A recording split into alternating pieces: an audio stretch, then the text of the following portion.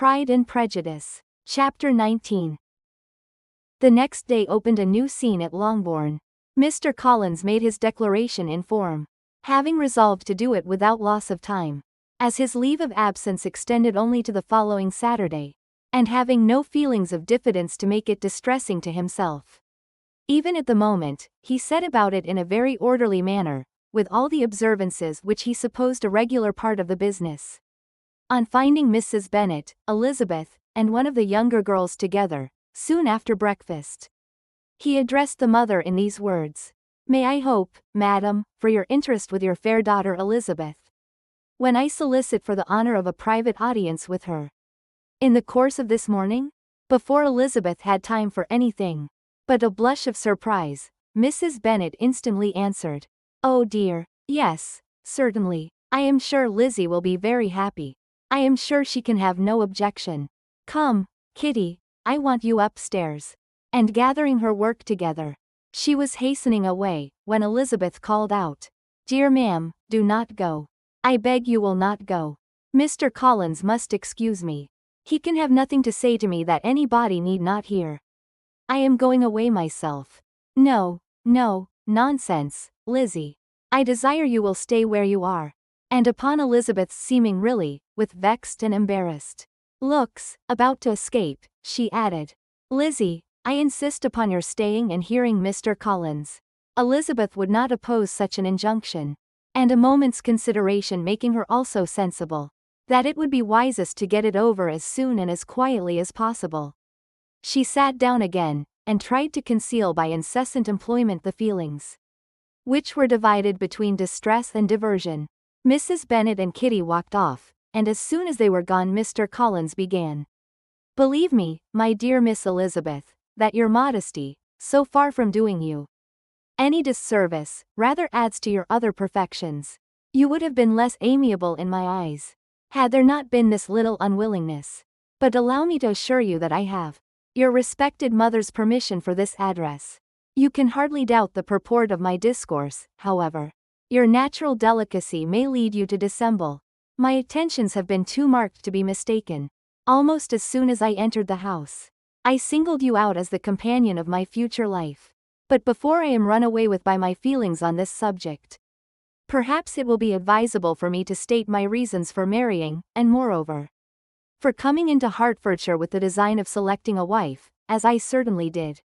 The idea of Mr. Collins, with all his solemn composure, being run away with by his feelings, made Elizabeth so near laughing that she could not use the short pause he allowed in any attempt to stop him farther, and he continued, "My reasons for marrying are, first, that I think it a right thing for every clergyman in easy circumstances, like myself, to set the example of matrimony in his parish. Secondly, that I am convinced it will add very greatly to my happiness. And thirdly, which perhaps I ought to have mentioned earlier, that it is the particular advice and recommendation of the very noble lady, whom I have the honor of calling patroness. Twice has she condescended to give me her opinion, unasked too, on this subject. And it was but the very Saturday night before I left Hunsford, between our pools at Quadrille, while Mrs. Jenkinson was arranging Miss de Bourgh's footstool, that she said, 'Mr. Collins, you must marry. A clergyman like you must marry. Choose properly, choose a gentlewoman for my sake, and for your own. Let her be an active, useful sort of person, not brought up high, but able to make a small income go a good way. This is my advice. Find such a woman as soon as you can, bring her to Hunsford, and I will visit her. Allow me, by the way, to observe, my fair cousin, that I do not reckon the notice and kindness of Lady Catherine de Bourgh as among the least of the advantages in my power to offer. You will find her manners beyond anything I can describe, and your wit and vivacity, I think, must be acceptable to her, especially when tempered with the silence and respect which her rank will inevitably excite. Thus much for my general intention in favor of matrimony. It remains to be told why my views were directed to Longbourn instead of my own neighborhood, where I assure you there are many amiable young women.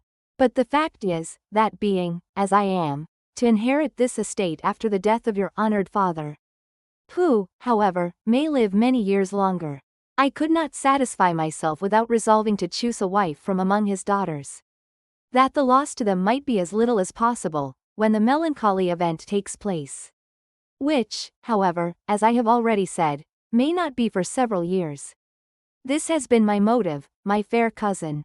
And I flatter myself it will not sink me in your esteem. And now nothing remains for me but to assure you in the most animated language of the violence of my affection. To fortune I am perfectly indifferent, and shall make no demand of that nature on your father, since I am well aware that it could not be complied with. And that £1,000 and the 4%, which will not be yours till after your mother's decease, is all that you may ever be entitled to. On that head, therefore, I shall be uniformly silent, and you may assure yourself that no ungenerous reproach shall ever pass my lips when we are married. It was absolutely necessary to interrupt him now. You are too hasty, sir, she cried. You forget that I have made no answer. Let me do it without farther loss of time.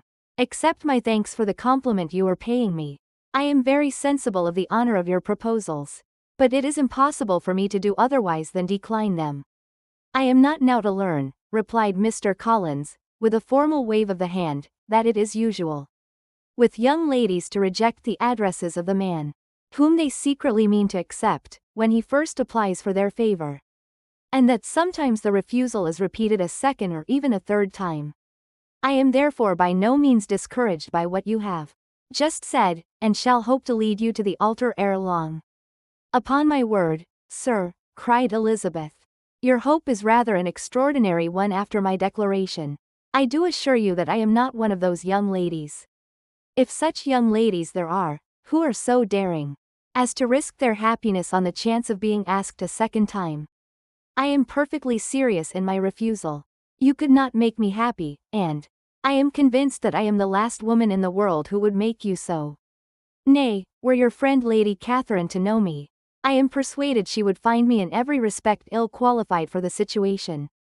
Were it certain that Lady Catherine would think so, said Mr. Collins very gravely, but I cannot imagine that her ladyship would at all disapprove of you. And you may be certain that when I have the honor of seeing her again, I shall speak in the highest terms of your modesty, economy, and other amiable qualifications. Indeed, Mr. Collins, all praise of me will be unnecessary. You must give me leave to judge for myself, and pay me the compliment of believing what I say. I wish you very happy and very rich, and by refusing your hand, do all in my power to prevent your being otherwise.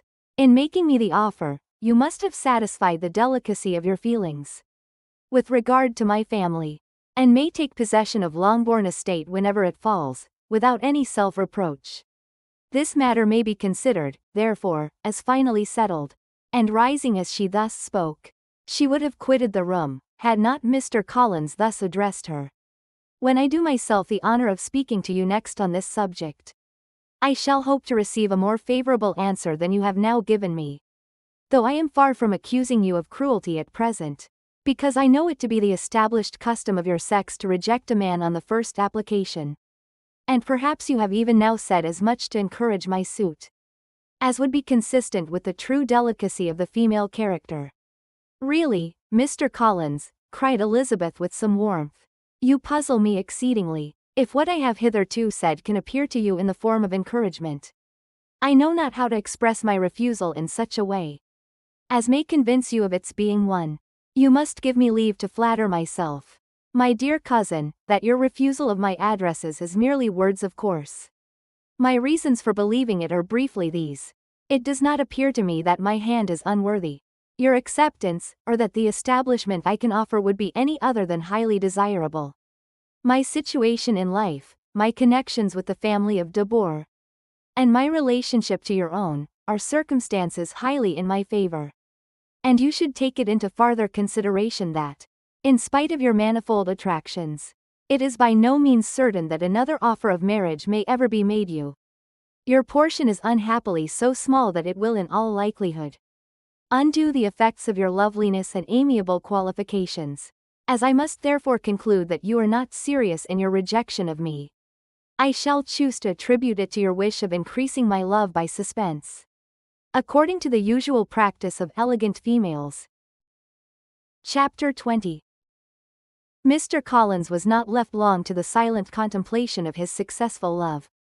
For Mrs. Bennet, having dawdled about in the vestibule to watch for the end of the conference, no sooner saw Elizabeth open the door and with quick step pass her towards the staircase, than she entered the breakfast room, and congratulated both him and herself in warm terms on the happy prospect of their nearer connection. Mr. Collins received and returned these felicitations with equal pleasure, and then proceeded to relate the particulars of their interview, with the result of which he trusted. He had every reason to be satisfied, since the refusal which his cousin had steadfastly given him would naturally flow from her bashful modesty and the genuine delicacy of her character. This information, however, startled Mrs. Bennet. She would have been glad to be equally satisfied that her daughter had meant to encourage him by protesting against his proposals. But she dared not to believe it, and could not help saying so.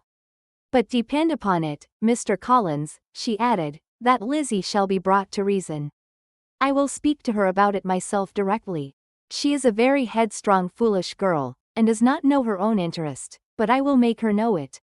Pardon me for interrupting you, madam, cried Mr. Collins, but if she is really headstrong and foolish, I know not whether she would altogether be a very desirable wife to a man in my situation, who naturally looks for happiness in the marriage state. If therefore she actually persists in rejecting my suit, perhaps it were better not to force her into accepting me, because, if liable to such defects of temper, she could not contribute much to my felicity. Sir, you quite misunderstand me, said Mrs. Bennet, alarmed.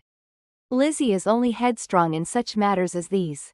In everything else she is as good-natured a girl as ever lived. I will go directly to Mr. Bennet, and we shall very soon settle it with her, I am sure. She would not give him time to reply, but hurrying instantly to her husband, called out as she entered the library. Oh, Mr. Bennet, you are wanted immediately. We are all in an uproar. You must come and make Lizzie marry Mr. Collins, for she vows she will not have him, and if you do not make haste he will change his mind and not have her. Mr. Bennet raised his eyes from his book as she entered, and fixed them on her face with a calm unconcern, which was not in the least altered by her communication. I have not the pleasure of understanding you, said he, when she had finished her speech. Of what are you talking? Of Mr. Collins and Lizzie. Lizzie declares she will not have Mr. Collins, and Mr. Collins begins to say that he will not have Lizzie. And what am I to do on the occasion? It seems an hopeless business. Speak to Lizzie about it yourself. Tell her that you insist upon her marrying him. Let her be called down. She shall hear my opinion. Mrs. Bennet rang the bell, and Miss Elizabeth was summoned to the library. Come here, child, cried her father as she appeared. I have sent for you on an affair of importance. I understand that Mr. Collins has made you an offer of marriage. Is it true? Elizabeth replied that it was. Very well, and this offer of marriage you have refused? I have, sir. Very well. We now come to the point. Your mother insists upon your accepting it. Is not it so, Mrs. Bennet? Yes, or I will never see her again. An unhappy alternative is before you, Elizabeth. From this day you must be a stranger to one of your parents. Your mother will never see you again if you do not marry Mr. Collins, and I will never see you again if you do. Elizabeth could not but smile at such a conclusion of such a beginning. But Mrs. Bennet, who had persuaded herself that her husband regarded the affair as she wished, was excessively disappointed. What do you mean, Mr. Bennet, by talking in this way? You promised me to insist upon her marrying him. My dear, replied her husband, I have two small favors to request. First, that you will allow me the free use of my understanding on the present occasion, and secondly, of my room. I shall be glad to have the library to myself as soon as may be. Not yet, however, in spite of her disappointment in her husband, did Mrs. Bennet give up the point. She talked to Elizabeth again and again, coaxed and threatened her by turns. She endeavored to secure Jane in her interest, but Jane with all possible mildness declined interfering. And Elizabeth sometimes with real earnestness and sometimes with playful gaiety replied to her attacks. Though her manner varied, however, her determination never did.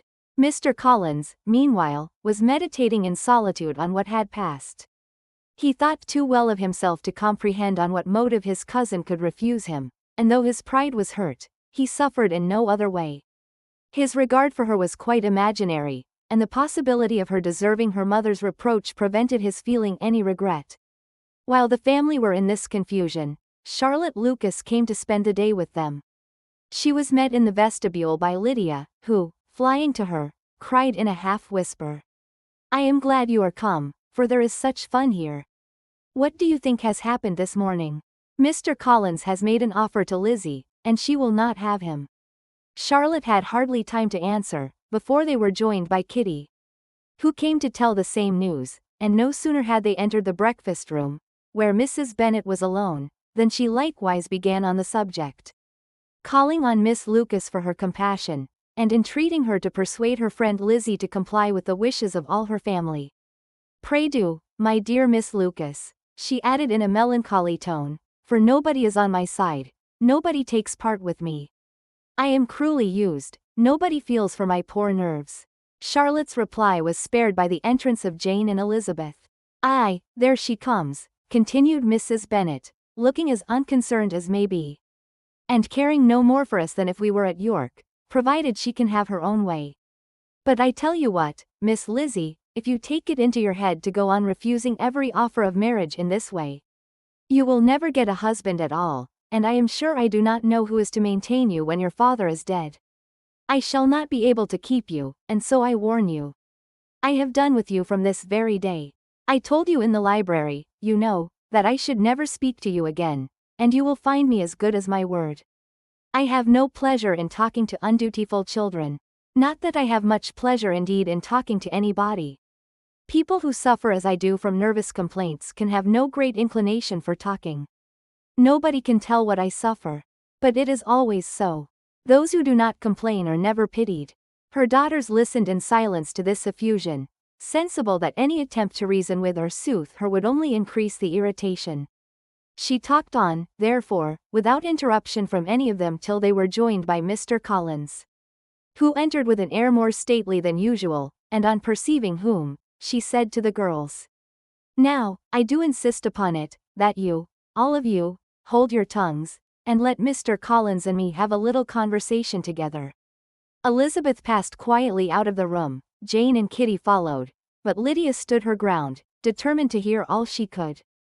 And Charlotte, detained first by the civility of Mr. Collins, whose inquiries after herself and all her family were very minute, and then by a little curiosity, satisfied herself with walking to the window and pretending not to hear. In a doleful voice Mrs. Bennet thus began the projected conversation. "Oh, Mr. Collins, my dear madam," replied he, "let us be for ever silent on this point. Far be it from me," he presently continued in a voice that marked his displeasure, "to resent the behavior of your daughter. Resignation to inevitable evils is the duty of us all, the peculiar duty of a young man who has been so fortunate as I have been in early preferment, and I trust I am resigned. Perhaps not the less so from feeling a doubt of my positive happiness had my fair cousin honored me with her hand. For I have often observed that resignation is never so perfect as when the blessing denied begins to lose somewhat of its value in our estimation. You will not, I hope, consider me as showing any disrespect to your family, my dear madam, by thus withdrawing my pretensions to your daughter's favor, without having paid yourself and Mr. Bennet the compliment of requesting you to interpose your authority in my behalf. My conduct may I fear be objectionable in having accepted my dismission from your daughter's lips instead of your own. But we are all liable to error. I have certainly meant well through the whole affair. My object has been to secure an amiable companion for myself, with due consideration for the advantage of all your family. And if my manner has been at all reprehensible, I here beg leave to apologize.